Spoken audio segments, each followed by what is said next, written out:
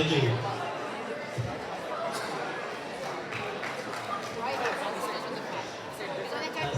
Testing.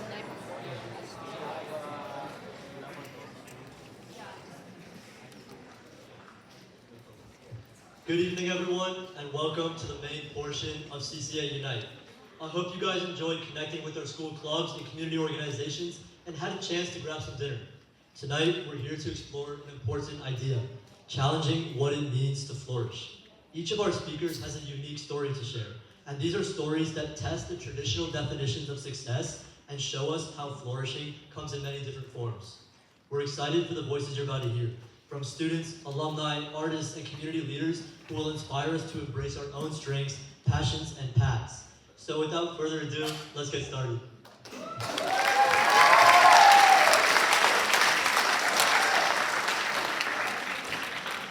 Our first speaker embodies the very idea that success doesn't come in one shape, size, or definition. She's a sophomore here at CCA whose curiosity fuels everything she does, from building robots to bringing people together through creative projects. Whether she's sketching, making music, or simply exploring new ideas, she reminds us that thriving means finding your own path, not following someone else's.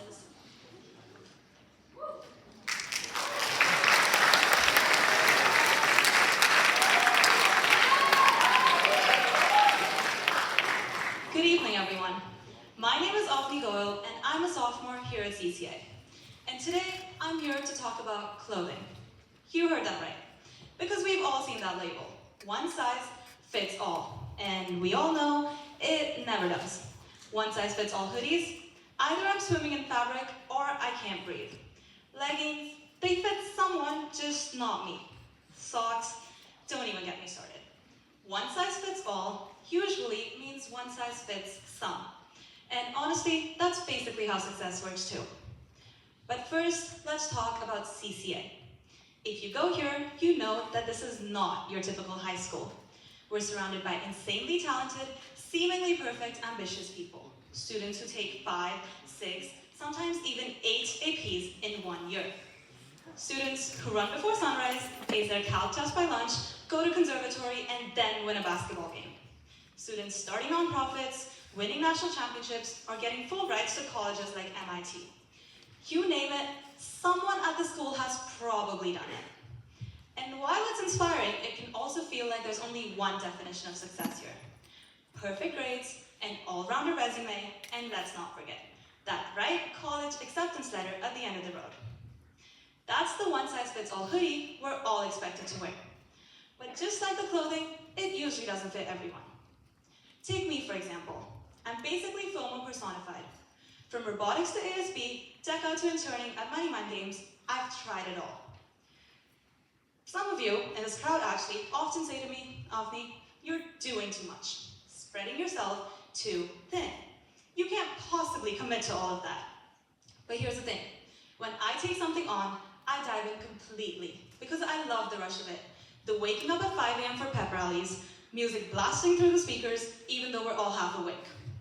The rolling up our sleeves and knocking on wood before every robotics match, just praying that our autos don't fail this time. The feeling we get after we share our game with kids from elementary schools, watching them light up because they finally understand what finance means. The caffeine, the laughter, the chaos, the quiet satisfaction when it all comes together.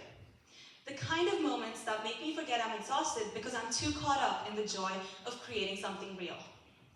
Every moment, every late night, every what did I just sign up for adds another thread to who I am. Robotics taught me how to fail 10 times but still keep going. ASB taught me how to work with people who think completely differently. DECA pushed me into situations where I had to present ideas that I barely believed in and sell them anyways. So yes, maybe I do too much, but doing too much is how I flourish. That's the jacket that fits me. But it doesn't have to be the only fit. Some of us flourish by pouring everything into one passion, whether that's orchestra, sports, or I don't know, fishing. That's success too. Some of us flourish through academic excellence, straight A's, perfect test scores, every tiny little detail memorized. I know some of you rolled your eyes, but that's discipline and drive worth celebrating. That's success too. Some of us flourish by taking a gap year, starting a business, or pouring everything into creativity. That's success too. Every single one of those is just a different style of flourishing. But here's the mistake we make. We treat success like it's one size fits all. But when we do that, basically no one feels comfortable. Some of us feel like we're drowning in fabric, while others feel like we just can't breathe. Especially at CCA, where it's impossible not to compare. It's like standing around a dressing room, watching everyone else find their perfect fit, while you're still struggling with a pair of jeans. But here's the thing. No one's success looks as perfect on the inside as it does on the outside. Everyone's just adjusting their fit a little bit as they go. And that's okay. Because when success is tailored, when it's shaped around your strengths, your passions, and your hobbies, that's when you truly flourish. And at the end of the day, isn't that the real point? Because flourishing isn't about fitting into the same hoodie as everyone else. It's about finding the things that make you feel alive in your own skin. The kind of things that make you feel fulfilled. And when you find that, when you find you, that's when you truly flourish. So if your fit is straight A's, wear it. If your fit is doing every possible thing out there, wear it. If your fit is taking a gap year to, explore Morocco, wear it. Because if your fit is still figuring out what fits, that's okay too. Because success is never one size fits all. It's custom fit, it's personal, it's yours. Thank you.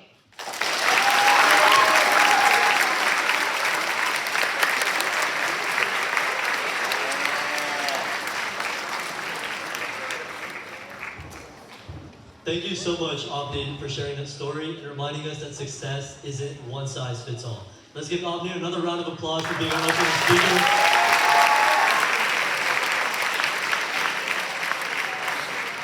Our next speaker shows us how fulfillment in life can go beyond a day job. Jeff Sakaris is the co-founder and CEO of Compete for Causes, a local organization that brings people together through friendship, fitness, and philanthropy. Since 2023, their virtual challenges have raised nearly $200,000 for good causes and have inspired hundreds across our community and beyond, including his own son, a CCA junior. Outside of Compete for Causes, Jeff works in corporate development at Danaher Corporation and holds degrees from Stanford and the University of Pennsylvania. But today, he's here to remind us that fulfillment doesn't just come from what we do for work, but it also comes from what we do for others.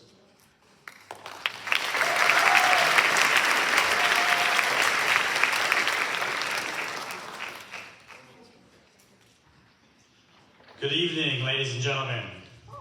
I'm Jeff Sakaris. I'm the SVP of Corporate Development for Danaher. It's a Fortune 150 medical technology company, probably a company you've never heard of. But I'm most excited to be here talking to you about how I'm the chief motivator for Compete for Causes. I was a lot like you when I was in high school. I was very motivated, driven, ambitious, focused on grades. And I was also a first-generation immigrant. My parents came from communist Hungary, and they worked very hard to become a doctor and a lawyer and a chemist. And I learned a lot from them to work hard, play hard, and that helped me to succeed in high school. And I was lucky enough to get into Stanford and make a good life for myself in Southern California. Fast forward to college. I became a pre-med. I was very influenced by what my mother did, and I did very well. And when I graduated from college, I decided to take a break. Maybe I should explore some things first before I move into this kind of next chapter of my life. At the time, the internet was booming. Pets.com was one of the most valuable companies in the world. And after a moment of time, I began to realize I didn't have many role models around me really pushing and encouraging me to go into medicine. And I came to the conclusion of, this second chapter of my life, maybe I don't want to be a doctor. But then what am I going to do? Business is a pretty uncharted territory. And I thought to myself, I need some guiding principles if I'm going to go into this next chapter. Well, I like helping people. That's what doctors were going to do. So how can I shape a career around that? I like to play on teams. How can I find a career that benefits in that way? I like science, I like business. How can I mold all these things into the next chapter of my career? Fast forward 25 years.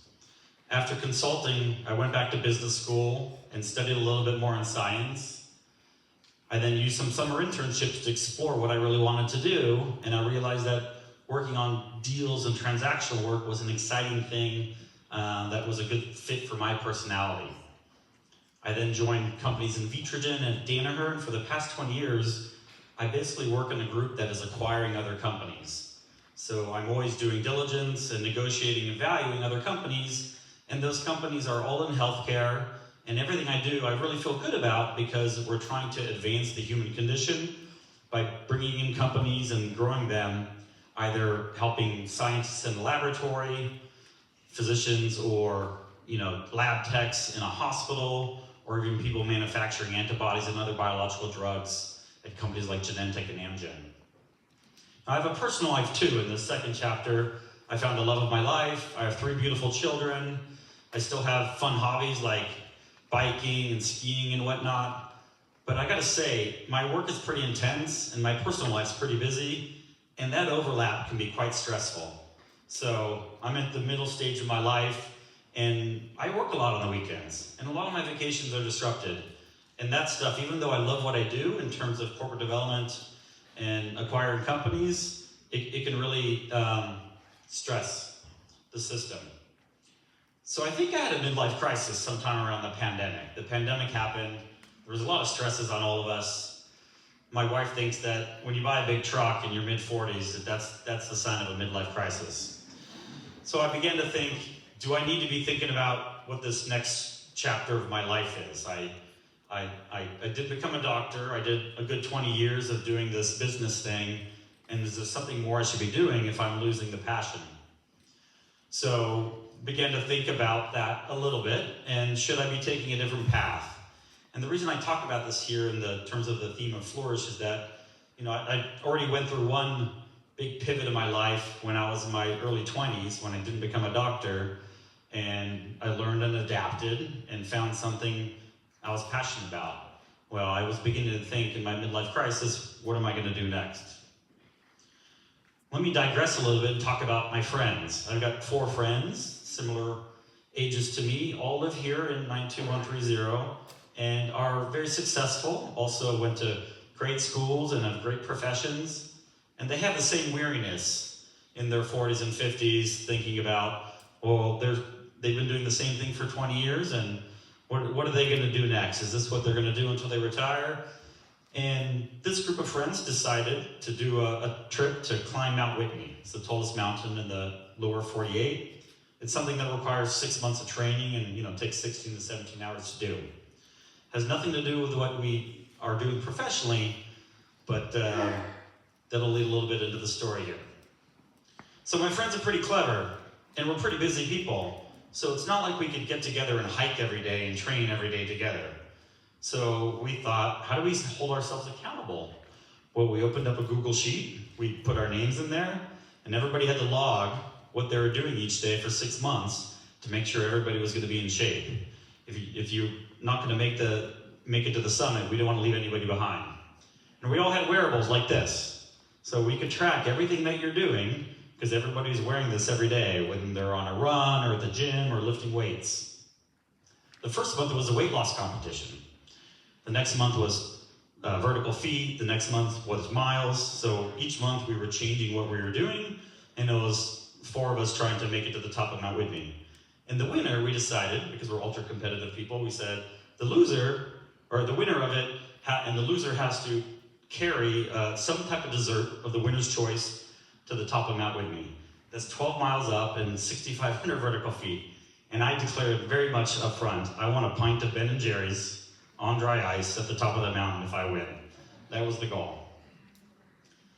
So my friends like to win too, and they're ultra competitive. And the first month, digressed straight to sabotage, which is this is the funniest part of the situation.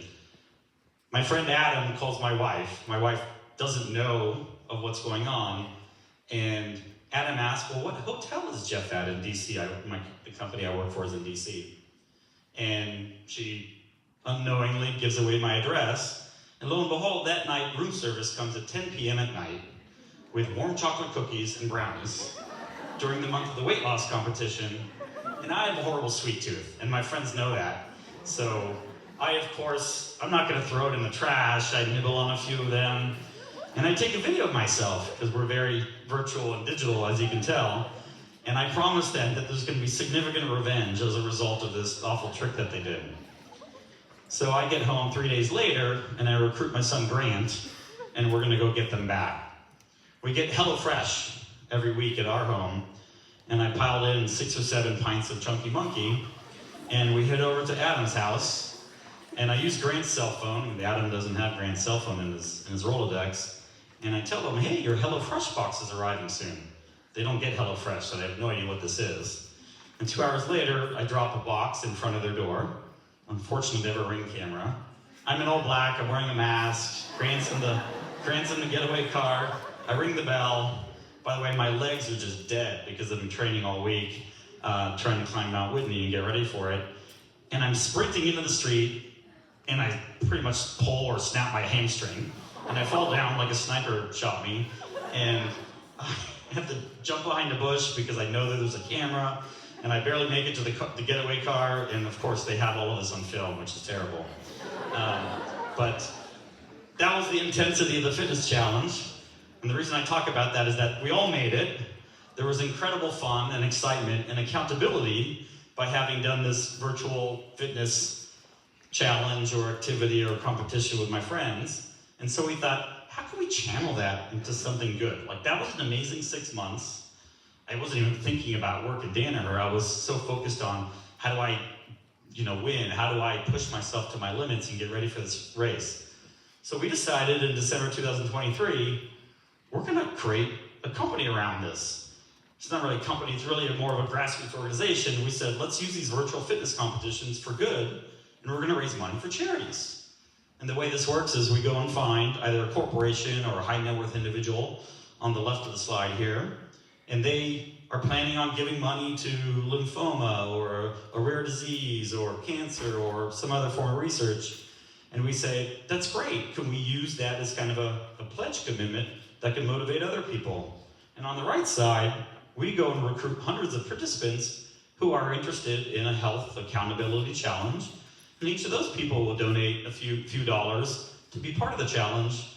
And if they hit their goals, they help earn the match from the corporation. And so we earn the match by closing your rings. That's the yellow-red rings on the bottom of the slide. And it works out great, and everybody's motivated. It's a big win-win for everybody. And we chose to include our family. That was another thing that kind of made this very exciting. My son Jackson's a junior here at CCA. He's the power behind the leaderboard and the software and the technology that has enabled this. I couldn't have done this without him. And Javen Rhodes on the screen, he's a freshman at CCA. He's super thoughtful and is creating all the marketing videos that help to encourage the participants who are trying to close their rings each day.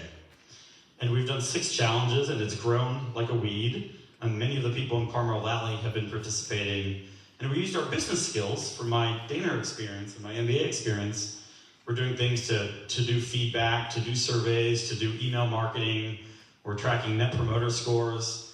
And it's been an exciting implementation of our business skills. And again, we've raised $194,000 for those charities. And all of those local sponsors on the bottom right, these are all companies that are just dying to be part of something fun and philanthropic, and have given us tons of prizes to be able to give away to the participants.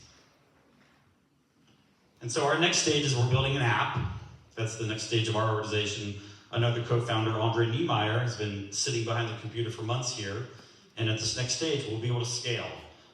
We have something that works now, but we want to be able to scale to tens of thousands of folks and to be able to do many nonprofits at the same time. And we're very excited about that next stage of the organization. So, in conclusion, I've obviously gone through various chapters of my life. I had a big pivot out of college when I chose not to become a doctor. I had another pivot when I bought a big truck and decided to start thinking about something else. And Compete for Causes fortuitously came up as an idea, and it's helped enable me to kind of get reinvigorated about what I do at Danaher because of what I do outside of Danaher. I have a great excitement about what I fill the rest of my time with as a result of having the organization of Compete for Causes to try and grow and strengthen and improve on. And all of you are going to have interest coming out of CCA, and you're going to find your first chapter in life. But I guarantee things are going to change, and what I would encourage you to do is to be resilient and to embrace when there are these forks in the road or paths. And it's okay, and I would encourage you to embrace kind of new things in life, because I found success in my first chapter by doing what I was doing and thought I was going to become a doctor. And in my second chapter, I pivoted and I found success and happiness in another way. And now in this third chapter, I'm kind of double dipping here and continuing to do what I love as an M&A professional, but I'm also doing this thing on the side for philanthropy and for service. And so I would encourage you to embrace the changes that you experience along the way in life. You're going to have different chapters, and this will be a fun and exciting trip for all of you as you guys go through CCA and you graduate. And of course, talk to me, network with me afterwards, or go to competeforcauses.com. And of course, if you sign up, you'll get a pint of Chunky Monkey. Thank you, everyone.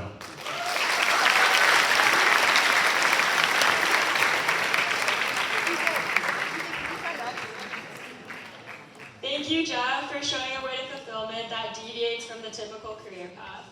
Our next speaker has found harmony between two worlds, science and music, and discovered how both can help you find your place no matter where life takes you. Daniel Zhang, a junior here at CCA, has lived in more than 10 places and attended 9 different schools, but through every move, he's carried his love for discovery and creativity with him.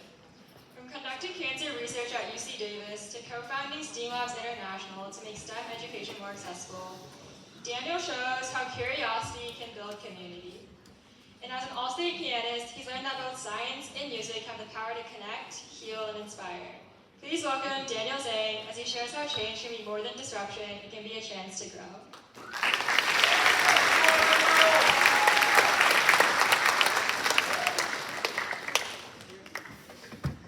Hi everyone, as you know, my name is Daniel, and I'm a junior here at CCA.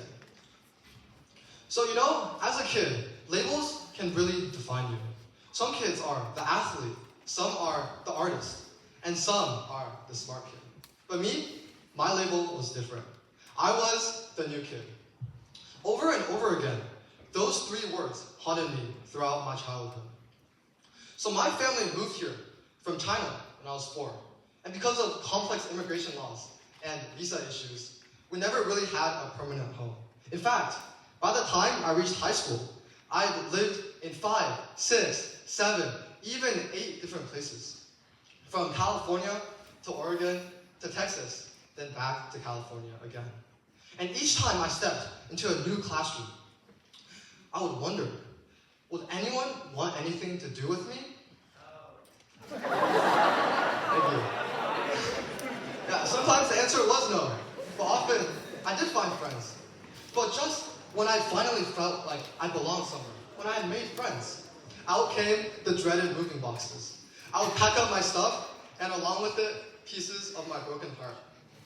But over time, I discovered that there were 2 things I could always carry with me, no matter where I moved: science and music. Let's start with science. So picture this. I'm 8 years old, standing in our kitchen in Sacramento, and I had just discovered that if you mix baking soda and vinegar, you get this massive explosion. So my mom comes home. She just sees me standing there, covered head to toe in foam. And I'm just standing there with this stupid smile on my face. But I couldn't help it, because in that moment, I discovered something magical. During a time when it felt like everything was being taken away from me, I learned that I could still discover. I could still create. That was the moment when science became my compass. And today, that compass still guides me forward. So last summer, as part of a summer camp that I hosted for STEAM Labs, we were hosting it at the PHR library. And the first day, we were doing baking soda experiments, the same one that sparked my interest in science all those years ago.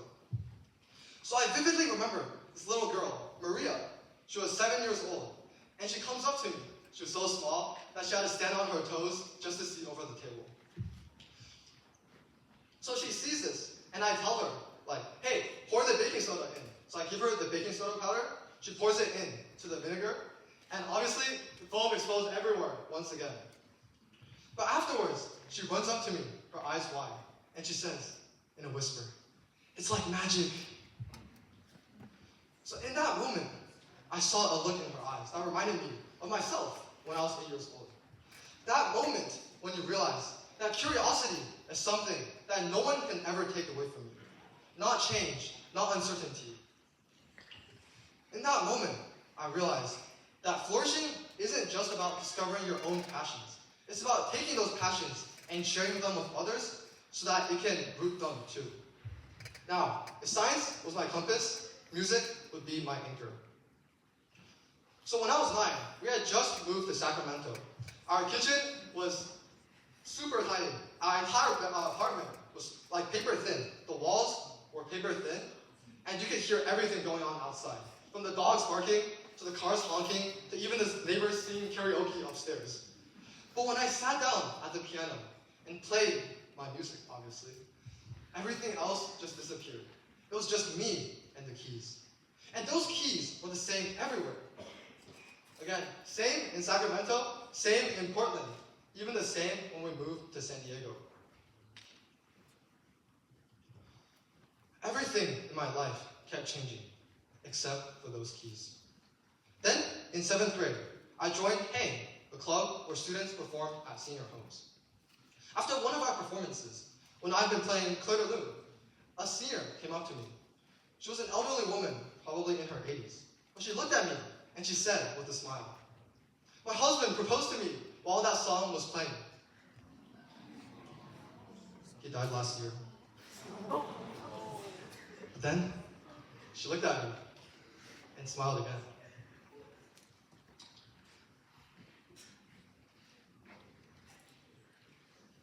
But for 3 minutes, he was in that room with me again. I had no words. The same thing that had been keeping me steady all of those years, that constant throughout all of my moves, it was doing the same thing for her. So what does it mean to flourish? For me, flourishing isn't about finding one steady path. My childhood has taught me that life can change at any moment. Maybe you know what it feels like to be the new kid, to feel like you don't belong. Or maybe you've already found your passion, that thing that keeps you steady. But either way, don't just hold on to it. Share your passions with others. For me, science gave me direction when I had none. Music gave me something constant when everything else around me was changing. But only when I took those passions and I shared them with others. When I played piano at that senior home. When I taught Maria that baking soda experiment. Was I able to experience the true power of those passions. And that, my friends, is what flourishing means to me. Thank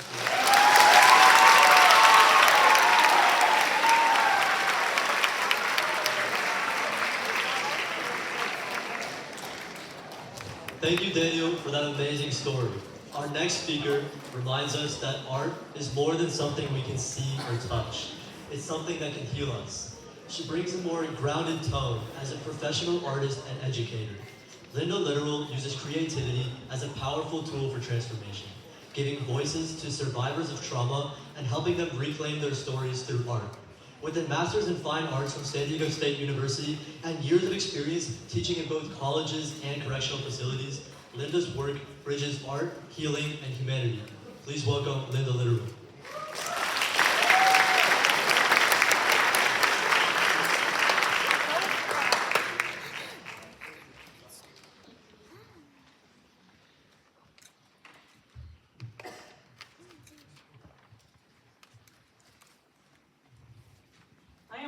A survivor of rape by my grandfather from the age of 3 till I was 11. If that wasn't bad enough, I was raped by a classmate at 17. As a result, I entered into a world of silence. I did not speak about the abuse until I was 30. In fact, when I was a child, I never spoke about anything. I was given speech therapy and nothing worked. It was terrifying living with this secret nightmare, knowing that if I told anyone, my world would explode. My symptoms were classic and shared by almost all sexual abuse survivors. disassociation, silence, inability to speak, anxiety, hypervigilance, shame and feeling invisible, feelings of powerlessness and learned helplessness, guilt, inability to trust, finding identity, and complex post-traumatic stress are some of the results of sexual abuse I experienced. I isolated myself, and as I got older, I exhibited self-destructive behaviors such as drugs and alcohol, eating disorder, and unsafe choices such as promiscuity. But I have had an amazing journey of recovery, which I owe to the healing power of the creative process of art making. The creation of art in any form induces a healing process within the doer. You may ask how art helps. I had my first experience with art when I took a class in my late 30s. It was a transforming experience. By taking my trauma and putting it into an art form outside my body, it changed how I looked at myself. I could see myself and my trauma more clearly. This changed my life. I was involved in a show with over 100 sexual abuse survivors from around the country called Art for Healing. I was amazed at the sense of belonging and understanding I felt within that work while viewing the show. It was empowering and encouraged me to continue my work around a voice for the voiceless and to represent sexual abuse survivors everywhere. Healing naturally occurs when we immerse ourselves in the creative process of art making. Our automatic protective mechanisms are calmed, and this allows us to see past our trauma. We can then express feelings that we find impossible to articulate verbally. The exploration of thoughts and feelings can occur without self-judgment to understand ourselves in a new way. Creativity promotes mindfulness and reduces anxiety.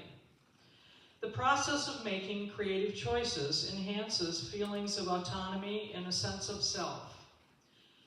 We can then experience the power of choice. The creative meditation promotes self-healing from which we can flourish. Art is a form of self-healing and is a powerful tool for individuals and allows us to be in control of our healing journey. It gives us a confidence to go out and ask for help from others to enhance our healing.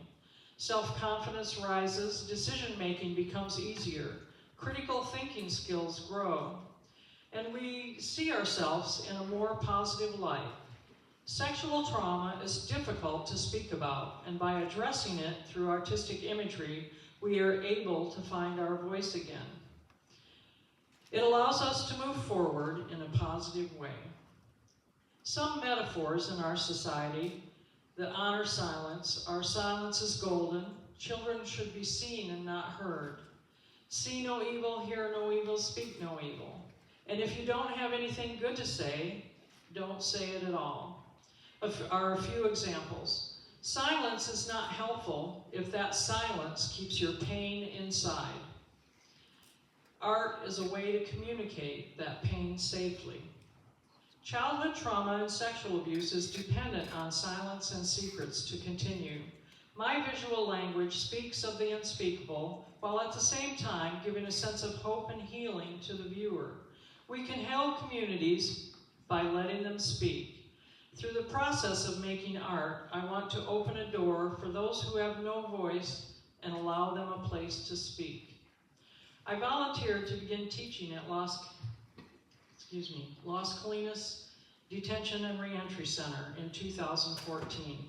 This is the Women's County Detention Facility. The incidence of sexual abuse in the people incarcerated there is horrifying. Someone at the facility said that 85% of the women have sexual abuse in their past. I would say it's much higher than that, as many students tell me their stories that they have never told anyone else. I developed a drawing class called Expressing Trauma with Line. It is a basic drawing class that focuses on telling their story visually. I teach them traditional drawing techniques such as still life, perspective, chiaroscuro, negative space, and the language of line. By experiencing how expressive you can be with just lines and shadows, The women are able to tell their story in a new and dynamic way, to safely put their trauma out into the world in a new way that is compelling and powerful. As they move through the class, I see their self-confidence grow, their outlook improve, and they begin to share their stories and build community around the truth of their experience. The prison population would drastically decline if we taught children how to express themselves and communicate through art. If everyone experienced the power of healing behind artistic expression and telling our stories visually, people would be much healthier. We need to encourage and allow our children to create and support their artistic visions in any way we can. Art has the power to bring us back from violence and self-hate. Art can allow us to be compassionate and caring adults in strength and community safely. Words from one of my students. I began to open my traumas and express it through art.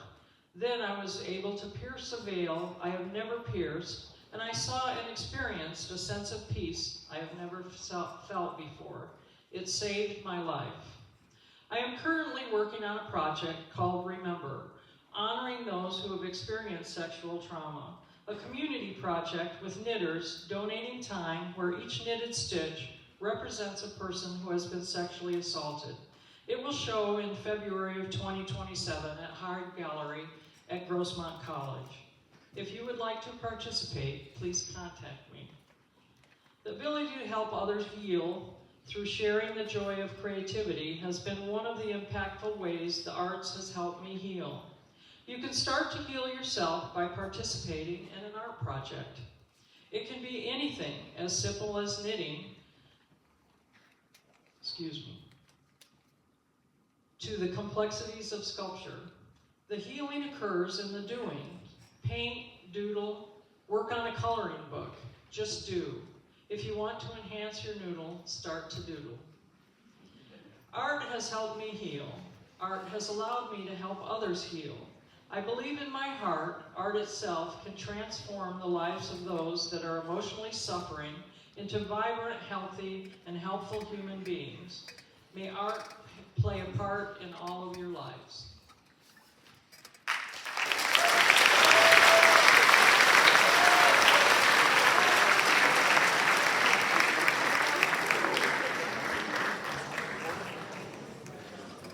Thank you, Linda, for showing how art has helped survivors flourish. Let's give another huge round of applause to all of our speakers so far.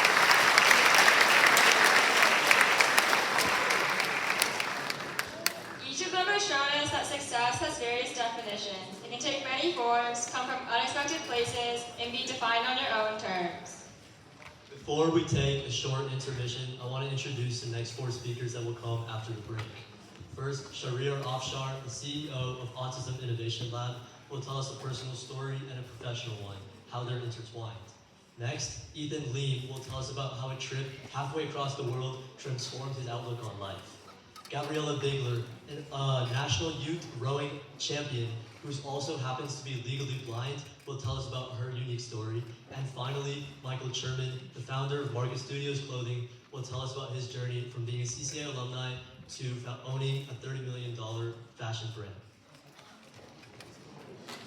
Okay, so we're going to take a short intermission now. Come back at 6:55. There's a restroom right outside, if you go along that way, the usher should know where it is. Or the restrooms are originally outside, near the learning commons. Stretch your legs and reflect on the inspiring stories you've heard. See you soon.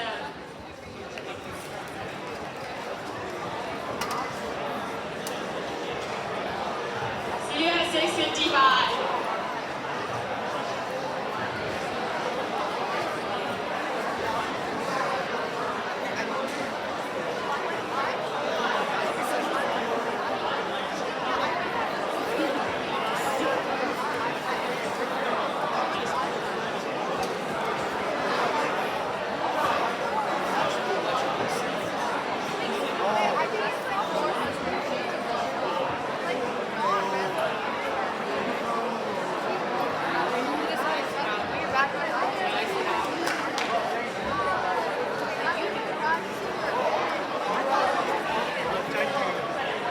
water to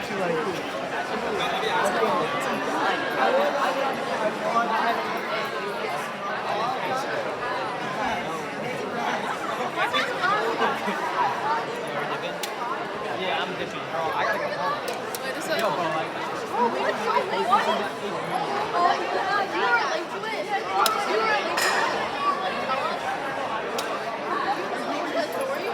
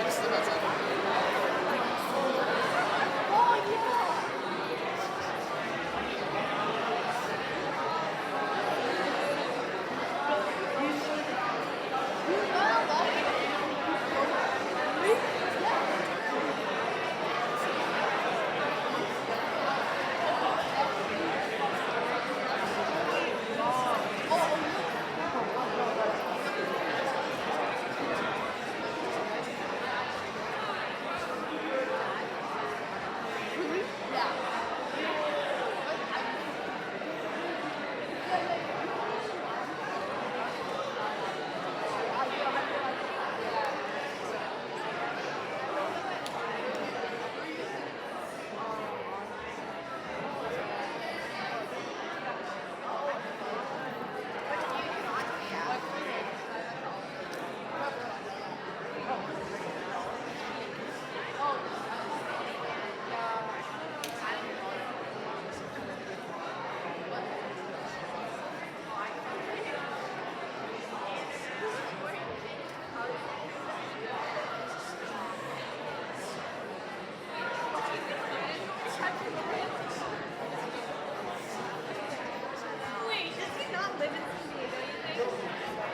He probably took a gap.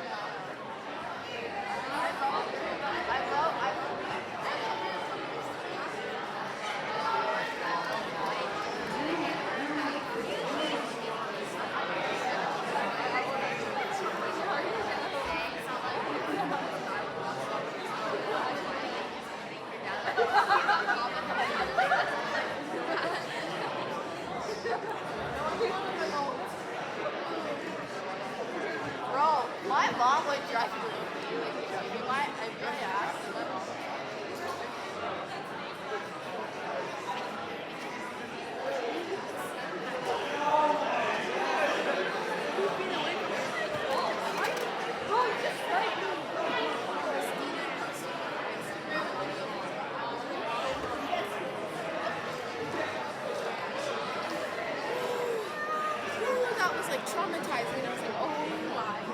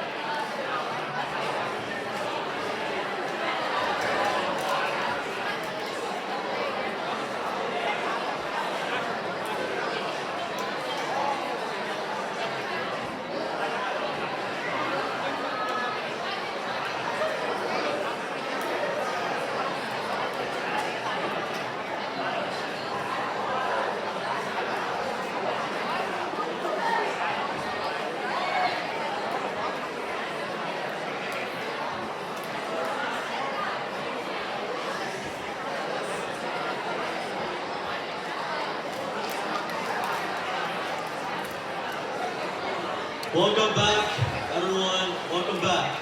We hope you guys had a nice break. Our next speaker brings both heart and innovation to everything he does.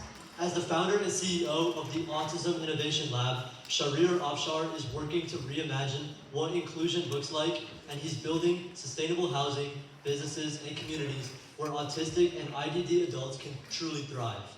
With over 30 years of experience in public service, from leading major civic projects in San Diego to founding nonprofits across the country, his work is deeply personal, and it's inspired by his own son and driven by a vision of a more inclusive, understanding world. Please join me in welcoming Shahrir Afshar as he shares how redefining success starts with creating environment.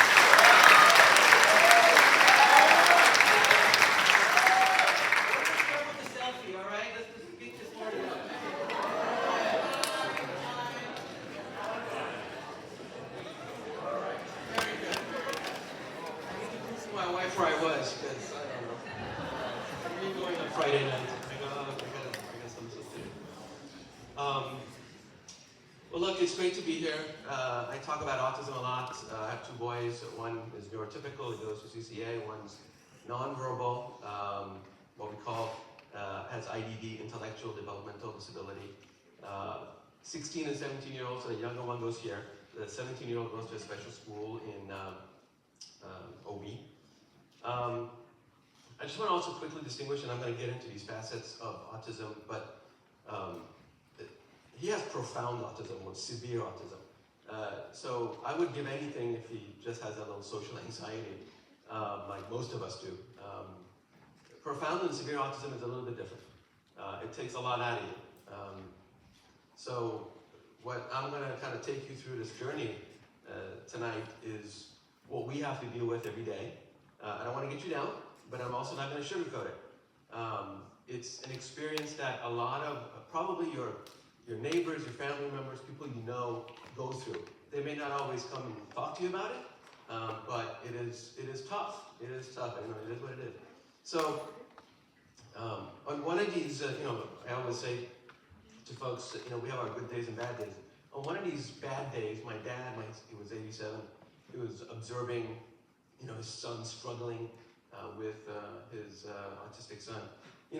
Grandparents have a tough time watching you as a kid, go through, a difficult time with your kid. So they can't do anything. All they can do is kind of whisper in your ear, give you some advice. We went on a drive, one of the last drives we were having together,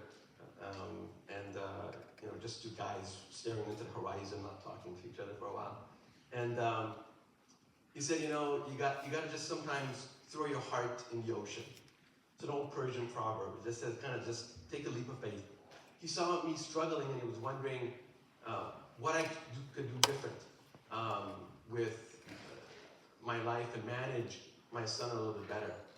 I say we have a tough time, and someone just asked me outside, do you have a service dog? We have a dog, but when my son acts up, even the dog runs for cover. So I don't think the dog needs therapy, but definitely it's an adjustment for all of us in the family. I spent most of my life, getting back to my dad, thinking how I can kind of ignore dad's advice. I know it, I'm 57.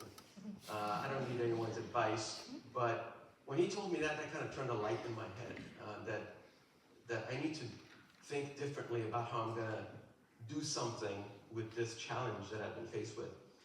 Autism is kind of a sea of uncertainty, right? There isn't any prognosis. No one can tell me, here's how your son's gonna grow up. No one's gonna help you. You're kind of on your own. We always say as parents, we're kind of making this up as we go along. But this one piece of advice, kind of throw your heart in the ocean, kind of take that leap of faith to try to do something about your son's condition. That really stuck with me. I decided right then and there that I'm going to take that piece of advice to the grave with me and do something that I can help my son and others like him. I spent all my life in public service and public engagement. I've dealt with very complicated issues all my life since I was 19. So why couldn't I do something for my son? Before I get into the Autism Innovation Lab, let me just explain a little bit about autism itself. Generally, we categorize it as level 1, 2, and 3. Level 1, mild, needs some intervention, some help. They're able to get along eventually, hopefully catch up to school, mainstream. Level 2, a little bit more significant, needs a lot of help, needs a lot of intervention. Hopefully, they're able to mainstream. Sometimes they need a lot of help. Level 3, which is what my son has, that's a tough one. They use the words profound or severe. We also use the words low functioning, high support needs. So he's gonna need help for the rest of his life. I can't leave him alone anywhere. He's not self-injury prone, but if he has a bad day, yeah, he could try to put his hands through glass and try to hurt himself. In this life, elopement is a big deal. Running away, there's a phase I hope that some of these kids go through and they recover. Some of these stories of elopement do not have a happy ending. My son has eloped many times. Tried to climb out of a second-story window, fell, broke his leg, scraped his face on the way down, barely survived. Many police actions, helicopters looking. He outgrew that phase eventually, thank God. But it takes a lot out of a family, and it takes a lot out of siblings. I wanted to just give a shout out to my other son who has to deal with a lot. Siblings, neurotypical siblings of neurodiverse children have to go through a lot. Sometimes we call them invisible kids or glass kids because every mind is looking through them towards the disabled or the severely autistic kid to help. So it becomes a challenge to how to parent both kids. I always tell folks, I got two kids, neurotypical, neurodiverse. One thinks he's 2, the other one thinks he's 40. So it's disorienting to me sometimes as a parent to deal with very mature neurotypical teenager and someone that thinks he's 2, all in the course of an afternoon. In the autism community, we say autism parents can never die because there would be no one to take over for us when we are gone. Right here in San Diego, you probably have 80-year-old parents taking care of 50-year-old autistic children, right? It's a tough situation. Housing is just a very, very difficult situation for this community. So with all of that, with all my public engagement work and all the difficult things I've done, all the advocacy I've done for other people, I decided to do some advocacy for my own family and for my own community and create the Autism Innovation Lab. I was also the exec director of the Autism Society here in San Diego for a while. I was a mentor to autism startups. I looked at the energy that parent entrepreneurs were bringing into this field, and I said, you know what, that gives me energy. I'm exhausted and excited at the same time, and working with parent entrepreneurs gives me energy to do something positive. So I started the lab, and it's just been an amazing experience just in the past few months. We're working with diagnostic startups, therapeutic startups. We're working with a lot of companies that are able to really make a difference. I'm even on my own project trying to build an inclusion community, a housing community for the severely autistic at City Heights. We're able to help, also we're looking to hire neurodiverse people to come and help us, but we can only develop innovation for this community, by this community. It's been exhilarating, it's been exciting, but more so when you're a parent entrepreneur and you're connecting to these folks, you're getting a shoulder to cry on. Every parent that I connect with around the world has an immediate connection to what I'm doing and they want to help. They come to me almost daily from around the world with ideas on, I have this app, I have this idea, I have this solution, and I just need help to scale it, to move it to the next level. When we talked about success and flourishing, I kind of wanted to get to that point of when I looked at my dad's advice, throw your heart in the ocean. I took a risk. I started this lab, and it's been the most exciting thing I've ever done with my life. When I heard 30 years, I go, who is that old guy? And it's me, I'm that old guy.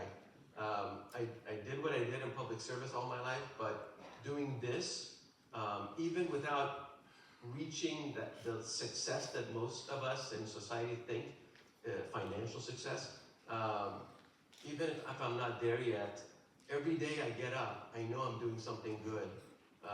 I'm doing something positive, and I'm engaging with people that really want to make a difference. Especially with, I was telling my son, success isn't the ability to buy a Lamborghini, it's the freedom to give it away in the service of others. That's what success is. It's so successful that it doesn't really matter to you anymore, right?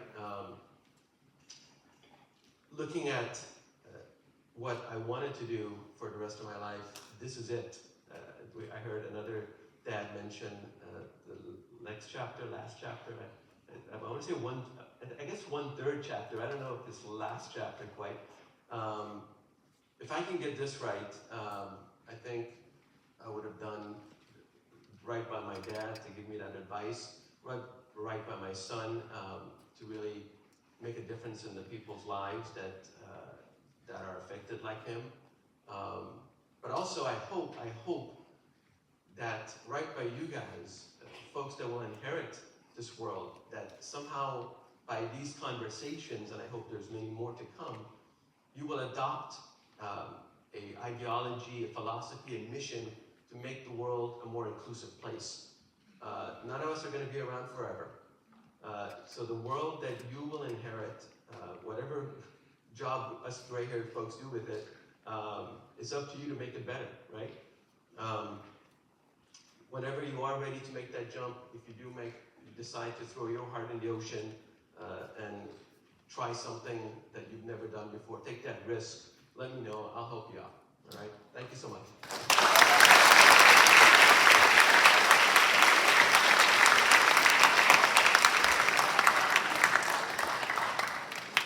Thank you, Shahryar, for that inspiring story. Our next speaker has learned something most of us don't get to see. What it means to truly flourish, not through technology or modern systems, but through people and connection. After spending time with the Maasai community in Kenya, Ethan Lim, a junior here at CCA, discovered that some of life's biggest problems might not need big modern solutions, but timeless wisdom instead. He's here today to share how Indigenous knowledge can teach us all what it really means to grow, to connect, and to flourish as humans. Please welcome Ethan Lim.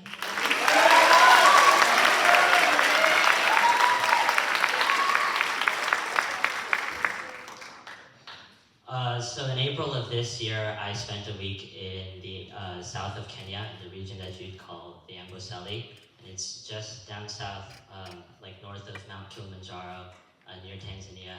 And the most important thing about it is that it's populated by the Maasai people, and they've been living there for the past 7 centuries.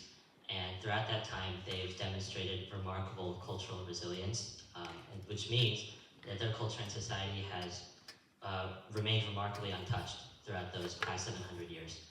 And because of that unique resilience, this year I dedicated myself to studying their culture, and not just their culture and society, but also how some of their principles could be taken and applied to the Western world to help the Western world flourish in some aspects. And as I'm speaking to you all here today, I wanted to share a couple of Maasai principles that I thought could be used to help Kenyan Crest Academy flourish as well. So I want to start off by discussing economics. And one of the first things that you'll learn from spending time with the Maasai is that their economy is all about 2 things, and that is cattle and the family. And it's a pretty unique form of currency for sure, but the case with a lot of things that you'll learn from the Maasai is that there's actually a lot more than meets the eye. And so I want to see if we can take this apart and see if we can dive a bit deeper into what exactly that all means.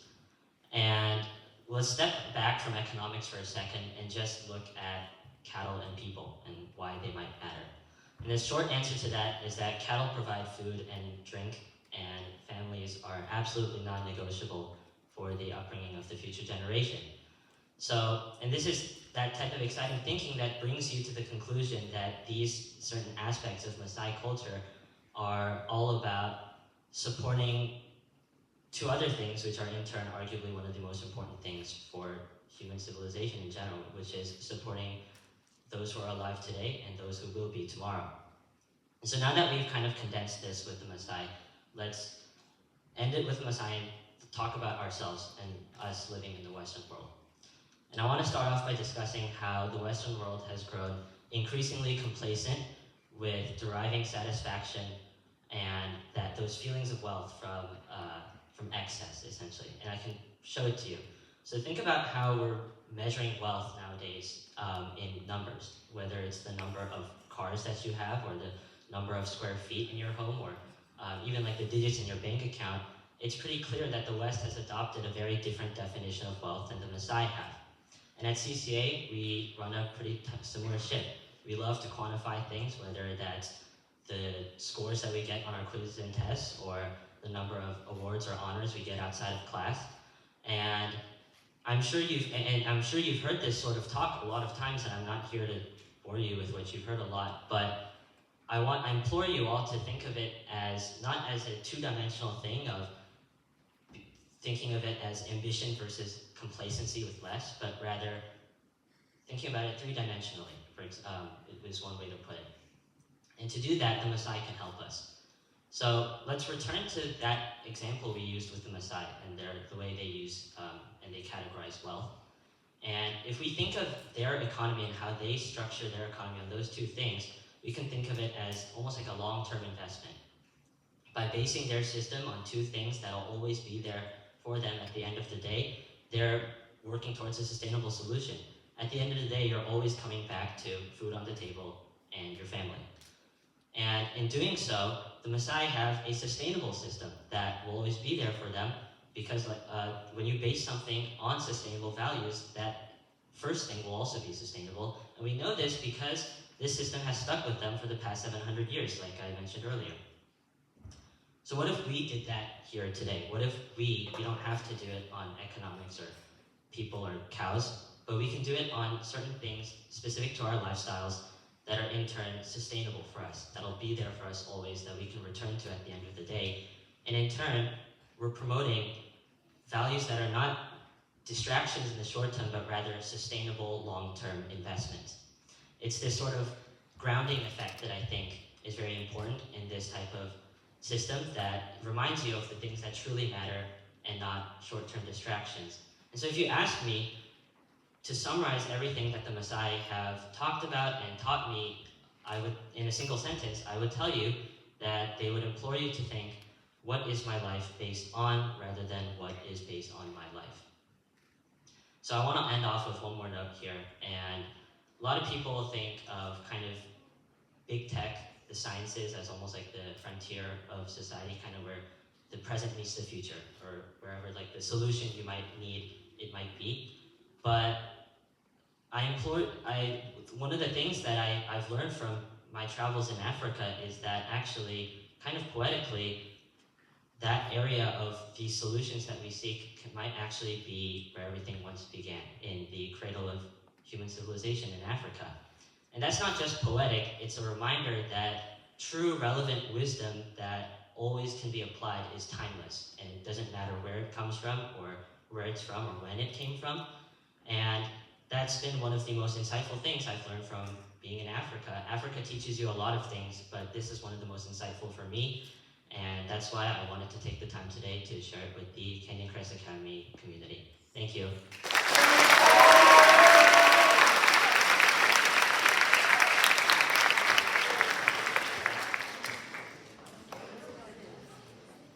Thank you, Ethan, for that inspiring story. Up next, we have our last student speaker, and her name is Gabriella Bigler.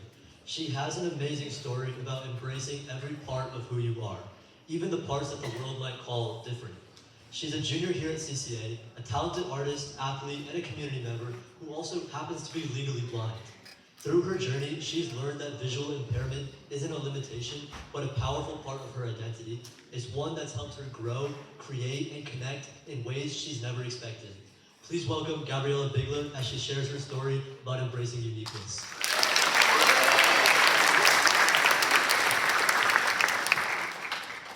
Hi everyone, it's good to be here tonight. My name is Gabriella Bigler and I'm a 17-year-old junior here at CCA. Tonight, I'd like to take you on my journey of how I learned to embrace my full self and all my identity, and it helped me flourish in hopes that it can inspire you all to embrace your full selves to help you flourish in your own lives. So, some cool facts about me. I hiked Mount Fuji in a day. I read about 500 books. I sell my art on Etsy and I've donated it to auctions. I'm a US Rowing Youth National Champion, and I also happen to be legally blind. I was born with 3 genetic eye conditions: aniridia, nystagmus, and strabismus, and most of you probably won't know what those words mean, so I'm here to tell you all about them. Aniridia is the deletion of the PAC6 gene in the 11th chromosome, which basically means that there's a complete or partial absence of the iris, which is the colored part of your eye. And in addition to just looking pretty, the iris is the muscle that contracts and opens the pupil and regulates the light coming into your eye. So because I don't have an iris, there's nothing stopping the harmful sunlight from coming into my eyes. And so a good comparison would be if you were to walk outside on a really bright sunny day, no clouds in the sky, beach, and you look straight up at the sun, that blinding, sharp pain of, oh, I want to look away, is often what it's like. It's what it's like for me to go outside on a daily basis. Even on overcast days, I can be found outside with hat and glasses on to help protect my eyes because it's just really painful and I can't function without them. Nystagmus and strabismus are conditions where my eyes shake back and forth and they don't look in the same direction. This leads to some pretty funny photos, as you can probably imagine. But additionally, they impact my life in a way where I can't read things as fast. It hasn't stopped me from reading upwards of 500 books, but very thankful for the Kindle and audiobooks. Don't know where I'd be without them. But also, I have a hard time balancing. I have to be really careful of where I'm stepping and where I'm walking a lot of the times because I don't see things, so there's a very high risk that I will trip and fall. And I don't want to injure myself. And growing up, my parents didn't want my conditions to define who I was. They didn't want my conditions to limit me, and it was a great intention. I don't want my conditions to limit or define me, but this manifested in not talking a lot about my conditions, and so I didn't know these words like nystagmus, strabismus, aniridia, and these conditions caused me to be legally blind, and I didn't have these vocabulary words. And so I didn't know how to answer people's questions of why are your eyes like that? And I didn't know why I had to use large print textbooks or why I always had to have a hat on outside. And I also didn't know anyone else who was visually impaired. And so I felt very alone in my experience. But everything began to shift when I was about 12 years old. And I started to become much more curious about my eyes and my conditions. And at the same time, this coincided with me meeting the first person other than myself that I knew that was visually impaired. And he was, and still is, an enormous inspiration to me because I remember meeting him and I thought, wow, he knows everything about his conditions. He knows what they're called. He knows how they affect his life. He knows how long he's had them. He knows everything about the genetics. And these conditions that he had didn't stop him from being an athlete, a great student, a funny person, someone that I thought was a really cool person. And so it's planting the seed that would continue to grow and be nurtured, that seed of your impairment and your disability doesn't have to be something that limits or defines you. It can be part of your identity, and it can be a superpower of sorts to help you flourish in your own life. So he inspired me to go home and ask my parents tons of questions about my eyes, and I did a lot of research, and I learned all about what I told you earlier about the iris, how mine is different, all that crash course stuff. But so now I had these words and the definitions, but I didn't realize how hard they would be to accept and fit into my identity, along with the silently prominent word disabled or disability to describe my conditions. And so I fought the way my conditions affected my life. For example, I would purposely read small print even though I couldn't see the words on the page, or I wouldn't wear a hat and glasses outside because I thought that doing these things and embracing my impairments made me a weaker person, less cool of a person. It didn't make me as cool as an athlete, not as smart of a student. But things began to shift once again when a coach encouraged me to become classified for para-rowing, so I could have the opportunity to do things like row in the Paralympics if I so chose. And so getting classified as a para-athlete made me confront my conditions head on, because in order to compete in these para races, I had to say, this is who I am. I'm an impaired athlete. I have these conditions. And I had to very much embrace it as part of who I was. So that was a big driver in me incorporating my conditions into my identity. And as I did that, I looked around and I saw these other para-athletes who were winning medals for their country in the Paralympics and went to these amazing schools. And I realized that they were still amazing athletes. They're some of the highest caliber of athletes in the world, and they just so happened to have a disability. And it showed me that I could do something that I once thought was a limitation as a superpower, to excel and flourish athletically in ways that I had never thought possible. And it's because of my disability that I'm able to go to regattas, like Head of the Charles, the largest regatta in the world, and win, and be a U.S. rowing youth national champion, and also compete in able-bodied events and regular youth events. But it's because of my impairment that I have these incredible opportunities. So that was kind of a big development in my personal acceptance of the word disability and my impairments. But later, I was selected as one of 50 kids, high school students, to go to the state capitol. One of 50 kids, high school students in California, for clarification. And we went to the state capitol, and at the Youth Leadership Forum, we discussed disability rights policy, advocacy, and ways that we can take these lessons about advocacy back to our own communities and create change and make our communities more accessible.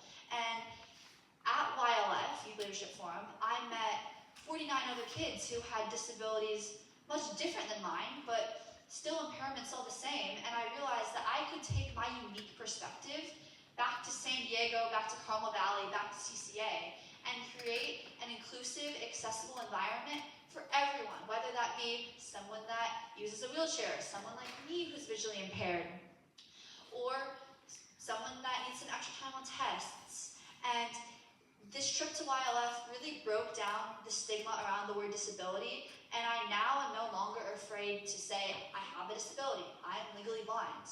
And my experience at YLF and my erasement of the stigma and my further embracement of my conditions is what's allowing me to be up here tonight and talk to all of you. And I'd like to encourage you to take my story of embracing my full identity into your own lives. Because one thing I learned recently over this past couple years and just in general as I've gone about my own journey is that everyone struggles with something as some part of their identity that they're trying to accept. For me, it's a physical disability. For other people, they might be insecure about their haircut. They might not like the school they go to. They might not feel like their family makes enough money. But everyone struggles with something. There's something that they're embarrassed to admit. But the sooner you can embrace this thing that you might think is a limitation as part of your identity, the sooner you will be able to see and realize that it's not a limitation, but rather a type of superpower that you can use to go out and flourish and change the world for the better. And it's a unique perspective that you have.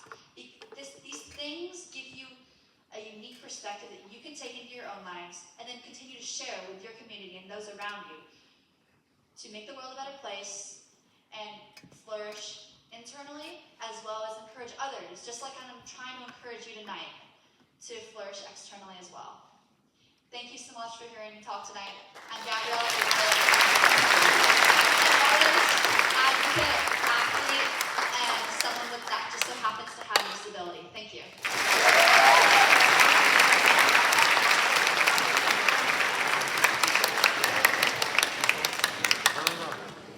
Thank you, Gabby, for showing how embracing your uniqueness can become strength. Our final speaker's story is proof that success doesn't always follow the rules, literally. A CCA alum who once got expelled for selling t-shirts on campus, Michael Sherman turned that same entrepreneurial spirit into something huge. After studying at Parsons School of Design, he founded what became Market Studios, originally known as Chinatown Market, a streetwear brand that's now sold in stores like Nordstrom and Urban Outfitters and has generated over $30 million in sales worldwide. From collaborations with Converse and Crocs to the Grateful Dead, Michael has built a creative empire by trusting his instincts, moving fast, and embracing the unexpected. Please welcome Michael Sherman as he shares his journey from CCA college to the global bank of What's going on, guys? It's crazy to be back. When I went to CCA, it was not a competitive school. It was a very artsy school. So, I hope to just try to motivate some of you guys and understand that any of you guys can do this, not just the ones who get the straight A's, but you can do it too. So, my name is Michael Sherman. I'm the founder and creative director of Market Studios, formerly known as Chinatown Market. And the brand was started in a small studio in downtown Los Angeles. I had literally just lost my first brand that I created, which I'll talk about a little bit later. And I literally started with nothing. I went into $20,000 worth of debt trying to go figure this out. And I literally had a small space within my friend's studio to go build the business. This is Market now. So basically over 700,000 followers, collaborations with brands like Umbro, Reebok, Sonic, worked with iconic people like Mike Tyson, Lil Yachty, Dennis Rodman, you name it. I've worked with most of the major footwear brands, apparel brands, and celebrities, athletes out there, and it's been something I've been really proud of to be able to build from the beginning. But it hasn't always been easy, and it's not shiny. I think that the biggest thing I want you guys to all take away from my experience is recognizing that at the end of the day, and let's see if this thing works. Come on, baby. Oh, we're skipping a lot of steps. No. All right. The biggest thing for me, guys, is recognizing that I flourished through failure. You know, for my whole entire journey, it has not been about just pure success. I've fallen on my face more times than you guys can count. I've had businesses fail. I've been embarrassed online. I've done it all. So for me, guys, it's the biggest thing I want you to take away is that it's not perfect. None of these journeys are. And at one point, I did go here. I was a senior at CCA, and I'll get to why I was called Mikey Merchandise. That became a moniker of mine going to school here. And this shirt right here, while it looks very random, was a shirt that I took a photo of a classmate. I asked him to pick his finger, put it on his nose, looked like he was on a scanner. I photoshopped that picture, put it onto a shirt, and I started texting all my friends pictures of this shirt, and everyone wanted one. Don't ask me why now, because I look back, it wasn't the greatest design, but it was something that just got everyone's attention. I showed up to school in the quad with a box of like 50 t-shirts, and literally within an hour, all the shirts were gone. I had literally, I was celebrating. I had a wad of probably $300 in my pocket. I was like, life had changed. I'm sitting in class right after lunch, and knock, knock, knock. Michael Sherman, we need to come to the principal's office. It turned out that the kid that I had taken the photo of, who I actually had signed a release for this picture, ended up getting in a fight with someone else because he didn't get one. I sat in the principal's office being told that I was going to get expelled for selling and distributing on campus, the same charge you would get for drugs and selling weed on campus. I was selling t-shirts. Literally just trying to find any which way that I could make it out and figure out what meant something to me. This was taken in the parking lot of this school. I had a friend take the photo. Obviously, I didn't go to jail here. But you know, it was something that for me, it was the first time that I had made something that felt real. It felt like people felt what I had created, made them feel something, and all of a sudden I was like, wow, I could be a fashion designer. I could, be a creative. Like, this could be a life for me because I love streetwear, I love clothing, I loved, all these people, I followed them all online, but I didn't really believe that I could do it too. And so for me, that was the biggest formative moment in my life to recognize that, this is what I wanted to do for the rest of my life. So as a senior at CCA, I started applying to art schools, but I chose only 2. Obviously, many people here probably applied to a lot more schools, but I decided this was my only destiny in life, was to become a fashion designer and to go show everyone that I could go do this. So Parsons, FIT. FIT, probably not as good of a school. Parsons, a lot better one. I got denied from FIT. I got into Parsons. My parents told me, we only have enough money for you to actually go to that school for a year. So I didn't say a word. I said, cool, sounds good. I'm packing my bags. I'm going to New York. I'm going to find any which way that I can figure out myself to get to the city, because the city's going to give me that opportunity. I saw all the coolest people there, all of my favorite brands, and I was like, I'm going to find a way to get to New York City. So I did. Got to Parsons, showed up. I ended up finding myself an internship with this company called Goodwood. They made wooden jewelry out of, basically pieces of wood. I was the guy who was basically laser etching all of the chains. I was beating them. If, a rapper wanted to get a custom chain, all of a sudden I became the guy designing the chain and then delivering it to him. So that experience for me, I ended up meeting someone who became very formative to my life. He ended up becoming A$AP Rocky's manager, who then, at that time, and for anyone who doesn't know, he's a globally recognized rapper, but I had the opportunity to then design his first merchandise, his first logo, and his first album cover. And in those moments, it all happened by putting myself in positions to be able to be seen and be heard for the things that I was creating. This was the first time that I was able to create a design that was seen globally and recognized by someone and worn still to this day, by his whole crew, etc. But these opportunities happened by putting myself out there and being unafraid to fail. But all that stuff sounds great. My parents called me up one day. My summer was rolling with that internship with the guy with A$AP Rocky, and they're like, when are you coming home? Your school's over, you can't afford to stay in New York, so what's next? And very quickly, I decided I wanted to work for this guy named Jeff Staple. He owns a brand in New York called Staple Design. It's an iconic brand all over the world, and I just wanted to work for him. I got all my friends' credit from the Parsons Print Lab, decided to go there, printed out all these large format posters, covered from where he lived to where he worked. Don't ask me how I figured that out. And I basically said, hey Jeff, my name is Michael, can I work for you? It had a Google Voice number so that they wouldn't get my cell phone number. And I basically decided, this is gonna be my future. I'm putting them everywhere, covering the streets from where he lived, where he worked. I go into the subway, it's all popping out of my bag, and all of a sudden, tap, tap, tap on my shoulder, just like in high school, And this guy goes, what are those? I'm like, oh, I'm trying to get a job, it's on mic, check this out. He goes, cool, put your hands behind your back, you're getting arrested. I basically, went to jail. I ended up getting arrested for doing graffiti. Putting up posters on post no bill signs is actually illegal. And I found that out very much the hard way. In that moment, I was sitting there in Central Holdings with guys sleeping in pools of piss, calling their person saying, I didn't do it, I swear. And I'm wearing a chambray button down with khakis, trying to figure out what the hell I'm gonna do with my life. I got out of there and people started to write articles about shameless self-promotion, etc. And then I ended up getting an opportunity to get an interview with Nike. Not corporate Nike, but I ended up working at a space that was basically a customization studio where in the basement they had every machine from embroidery, vinyl cutters, heat presses, digital printers. And so I was a kid in a candy store and this was my college. This was me being around kids who inspired me, showed me things, and taught me all the tools I needed to be able to go from concept to final creation.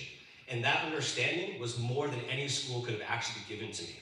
Because a lot of times I found with school, I was learning the basics or the first class, but I wasn't getting thrown into the mix. And this opportunity afforded me to meet amazing designers. I worked with Kanye before he was a piece of crap. We worked with a bunch of athletes, etc. And in that time, I was able to meet this guy named Ronnie Feig, who owns a store called Kith. Kith is a global retailer, and basically I had the opportunity to design this logo that you see here. This was another one of those formative moments for me. I was getting paid $1,000 a month and eating lunch with this guy while we worked on graphics. This ended up being one of the most iconic logos that I got to create, but I didn't realize it at the time. It's all hindsight 2020, but at the end of the day, recognizing these moments define and how you seize those moments and take those opportunities really helped to set up the next steps of my career. So, getting hit by a car sparked an idea. I was riding my bike to work every day, working at Nike, and I rode a fixed gear bike with no brakes, probably not a good idea, and one day I'm coming around the bend, and a taxi nails me. I get T-boned, I'm laying out there on the ground, but the next day at work, I basically decided that I was going to take a roller reflective vinyl and heat press these socks. I literally took reflective polka dots, put them onto a sock, and as I was riding home, I had cars rolling down their windows being like, I saw you from a mile away, this is crazy. And I showed up to the Brooklyn flea market with a table of 10 socks and 10 t-shirts, probably a little more, but just in hopes, like I'm starting this new company, I'm gonna figure it out. I would think if anyone showed up to a flea market with a bunch of socks and t-shirts, you'd feel pretty stupid. But at the end of the day, I recognized that this was just the beginning. I ended up meeting the head buyer of Urban Outfitters at this flea market who bought my socks, as well as the head buyer of one of the most iconic retailers in Paris called Colette. Those were my first two retailers that I was able to sell to, and it helped define the rest of my career because it was all about not only selling at the coolest boutique, but the place that gave the most access, and recognizing that success to me was about more people experiencing my creativity, not about being the coolest guy in the room. And so the brand collaborated with the biggest companies in the world, from Puma to doing global activations. I flew around the world. I went to China, learned how to develop product, went to Korea, helped develop my socks without understanding a lick of Korean and having to be in a factory outside of Seoul, just teaching them how to make stuff. And that experience was huge. I did my first photo shoots, developed my first brand, and built my first business. Then I basically got an email one day. My investor, who I'd gotten maybe 2.5 years in, I signed a bad deal with this guy, and I was terminated from my own company. I lost the entire thing. He told me it was business. I literally have this logo still on my arm. And at the end of the day, that was another one of those moments where I thought it was all over. My life is done. How am I gonna go figure this out? But I'll never forget, I moved to California, living in my friend's second bedroom. I'm driving to work with him every day. And he goes, do you want to just sit here while we go to Japan and do pop-up shops? And I was like, hell no. And so at the end of the day, I had the opportunity. My girlfriend here is in the crowd, Ashley, and we basically put together this first booth at ComplexCon. A friend of mine had called me up, offered me a free booth. I literally was like, screw it. I'm going to make up a brand. Cool, it's Chinatown Market. Let's go. It's inspired by Canal Street t-shirts that I love from New York City. And for me, it was everything that I had learned from my graphic experience coming up. So made a bunch of these fun shirts, from smiley faces to the I Love New York shirt on a shirt to the Thank You Have a Nice Day bodega bag. And this shirt right here was what really blew it all for me. At the end of the day, I made this shirt at the time when an artist named Frank Ocean had a song named Nikes that had come out. It was the most popular song for him. It was iconic. And so I took the two things, Frank Ocean and the Nike swoosh, smashed them together, taking two big things in pop culture, putting it online, and letting it go. I basically showed up to that Complex Con. I sold, maybe 50 shirts. I was like, oh crap, this is crazy. But I went home and bought swooshfrankocean.com, put it online, and basically sent out an email to my friend who works at Hypebeast, a media platform that covers fashion. I woke up the next morning, my phone was vibrating viscerally. I thought it was off the charger, something was broken. No, it was my Shopify going crazy. Literally did $50,000 in sales in less than 24 hours. I was in $20,000 worth of debt, living in my friend's second bedroom, struggling to figure out how the hell I was gonna figure it out. But in that moment, I recognized oh wow, this is special. But an hour later, I got a trademark infringement from Frank's team, had to return all the money, and it was all over. But in that moment, I recognized if I could have an idea in the morning, put it online by noon, and ship it out the next morning, I might have something special. I just might need to do it a little bit more legally. So, as that happened, guys, I very much took the path of acting like a friend online. I handed my employees the phone, and I let them document everything that was happening. Whether it was collaborations with Puma, Crocs, being in video games like NBA 2K, working with Dennis Rodman, to just doing fun photo shoots. And the brand really grew because it not only acted like a friend, but it truly just moved at the speed of the internet. And that was formative for us. And also things like this, which, again, I say this all the time, ask for forgiveness, not permission. This is breaking the rules. At the end of the day, I took a Converse Chuck and I put a swoosh on it because Nike owns Converse. And I believed that this needed to exist, but it didn't, and they were never gonna let it happen.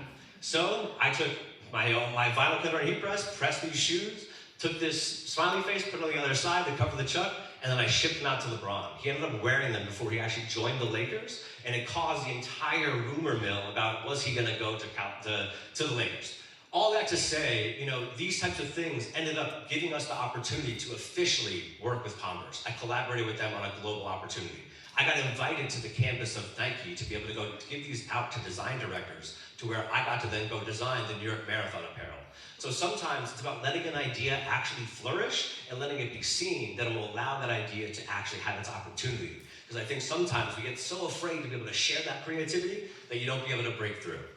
It's also moments like this, guys, where literally we had LeBron wearing a full outfit of this Grateful Dead collaboration we did with the Crocs. And literally this day, this hoodie was sold out. But when he walked through the finals, I immediately called my whole team. We're running around like crazy. And we did almost $500,000 in a day just selling this hoodie because of him wearing it, walking into the NBA finals during the pandemic. It's moments of reactivity. It's recognizing that, commerce has changed and we all understand what's happening next. The old generation does not know. And unfortunately, I'm old now. I'm 35. So you guys are now going to take me out and it's all going to be over. And again, this is just a little example of a Converse shoe that we did, changed color in the sun. It was very interactive. To me, all the products are meant to be able to do something that kind of engaged with you. It's the same thing when you were a kid and you got that shirt that, changed colors in the sun, or you stomped your shoes like the LA Gears and they lit up. For me, the products that you buy should give you some level of joy, some level of experience, and some level of fun. If you don't have that in whatever you're creating, whether it is a service, a product, or even just at your job, there needs to be a level of joy built into all of it for it to succeed. But, I will say the special part of all of it is we talk about a $30 million business. It's not a $30 million business anymore. We've been through a lot of challenges. And at the height of the company, with 50 employees, with some of the biggest collaborations that we were going to release, I got canceled. Yes, I got canceled. So, this was a crazy time. I remember my employee walking up to me, showing me the phone, and I'm like, oh shit, it's over. I had a brand called Chinatown Market. I'm a white Jewish guy. I'm not Chinese. This was inspired by Canal Street, New York. And while I might have sat there and knew how I created the brand, what it was inspired by, and the source of where I came from, 46,000 people agreed that it wasn't right at that time. And beyond that, it was a wild thing across the internet. There was change.org things created, and I remember my whole team at first saying, fuck this, we're not changing, we're standing our ground, we know what this company is. But very quickly, people, became afraid to come to work. It was obvious that it was bigger than just this small issue. We decided that at that point, it wasn't about standing our ground and banging our chests, but but it was about recognizing that while our team might have been diverse and a unique team of people that we had built from the ground up, that we had to change our name. Not many brands can do this, and I'll tell you right now, while it's a very proud moment for us to have evolved and changed, it was also detrimental to the business. We literally lost revenue by half. I had to fire probably 90% of my team, and it created, frankly, a challenge for the overall business. And that's something that we had to fight through, we had to continue to figure out. And we donated over $1 million. We basically changed the name, we did all these social activist things, but at the end of it, it was interesting to kind of realize that all the angriest people, frankly, were not ever our supporters in the first place. And we had to realize that, while we changed, while we knew that people were offended, that at the end of the day, we created something that was special, and whether it was this name or another name, that we could continue to do this, whether we did it once and do it again. So the brand is still here as Market Studios, still collaborating with some of the world's biggest brands. We have a store in Los Angeles on La Brea, and it's something that I'm real proud of to be able to still be standing here today. But I will tell you right now that it has not always been easy. And for me, I think for all of you guys to recognize that life is defined by understanding how to fail better, fail forward, and understanding that flourishing is not a one-size-fits-all. I think, as you said, and for me, I sit here and all you guys are so impressive to me. Every single kid in here who is just doing so much, so ambitious, and I don't think I would have ever spoken this well at your guys' age. So, from me to you guys, I want all you guys to take it one step at a time. Don't ever let this thing become too overwhelming, because like I've shown you, I've failed so many times. I've messed up, I've fallen on my face, and frankly, guys, I'm right back there right now. I've ran this business for almost 10 years. I'm in an inflection point of my business where I actually am going to be taking back my brand from my investors and trying to see if I can go bring it back again, right? And so while I sit here talking about $30 million in business at its peak, we're not there anymore. It's a challenge. I think about all the time, what's next in my life? And so there's a lot of times, guys, that I want you to realize while you see all this stuff on social media, everyone looking great and having success, you never know what the challenges they're dealing with. And the more that you can lock in, focus on yourself, and not think about everyone else around you, the easier this whole game is. Because at the end of the day, it truly is a constant and consistency thing for you guys to recognize. Show up every day, be that front of the class kind of person, and you will find success. It's not about the skills. I'm a college dropout. I never had a real graphic design class. I never was a good illustrator. I don't know how to really make clothes in a real deep way, but I have ideas and I know how to get them out there. And at the end of the day, that's the most important thing. You will surround yourself with smart people who will help you get to the finish line. And the more that you surround yourself with people who are smarter than you, you will continue to grow and get smarter yourself. So I probably lost my little one-liner, but I just want to thank you guys all for the time. I really appreciate it, and thank you. Have a nice day.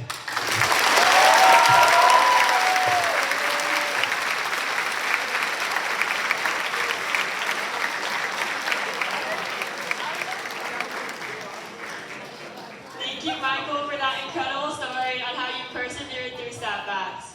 This concludes all of the stories tonight. Let's give one last round of applause.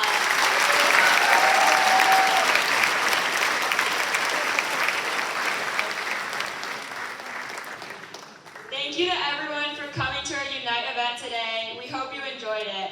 We'd like to take a moment to thank everyone that made this event possible. First, we'd like to thank our amazing speakers so they can have the opportunity to go outside where you'll network with them. If they could all come on out up to the stage through there, we have something we'd like to give to each one of you.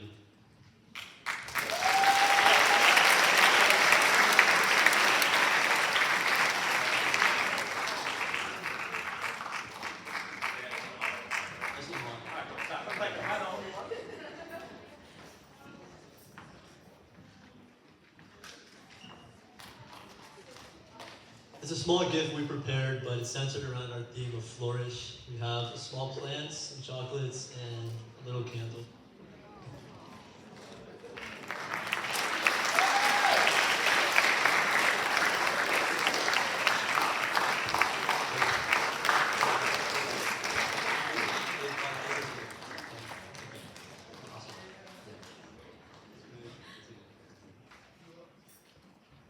Okay, if you guys could, is there right here, the camera, if you all need a camera.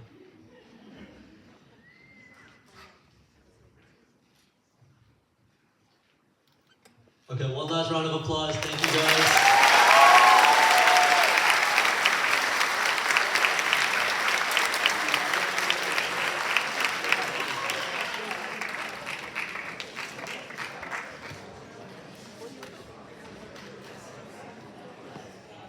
Next, we would like to thank all of our amazing volunteers. They're probably still running around outside as they're setting up our networking portion of this event. They've been helping us set up this space and ensuring everything runs smoothly today.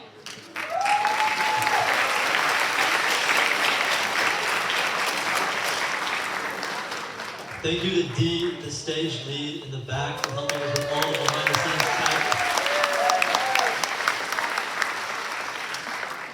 And thank you to all of our speaker coaches from the Delmar Toastmasters. If you're out in the audience, feel free to stand up so we can recognize all of your amazing work for these speakers.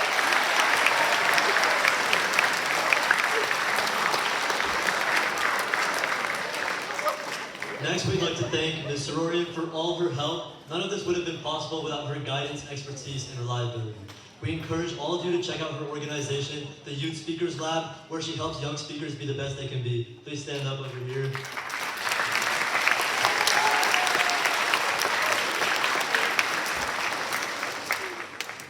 And next, we'd like to thank our advisor, Mr. Baum, for always being there for anything we need. For printing the very programs in your hands, for letting us lead class to work on this event. We truly appreciate it. And last but certainly not least, thank you to our principal, Mr. Colleen in the back, for putting up with our endless emails and always helping me reply.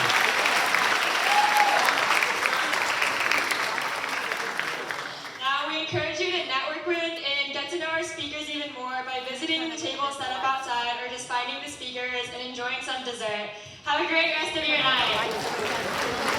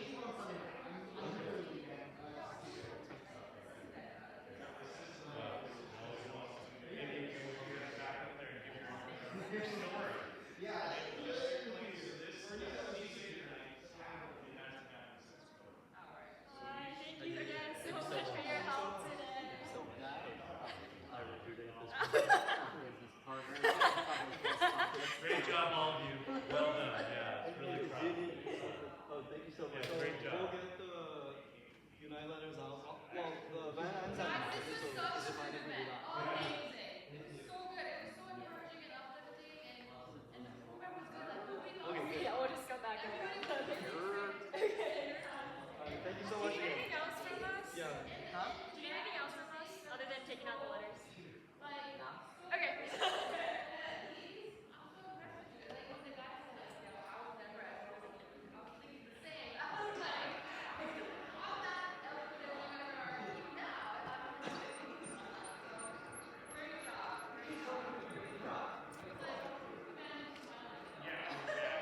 Grace, thanks for coming.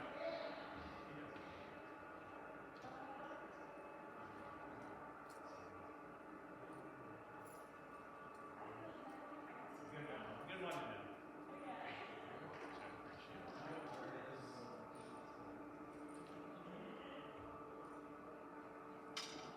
Are you here till it ends with them? Unfortunately, yeah. Yeah. I'm gonna help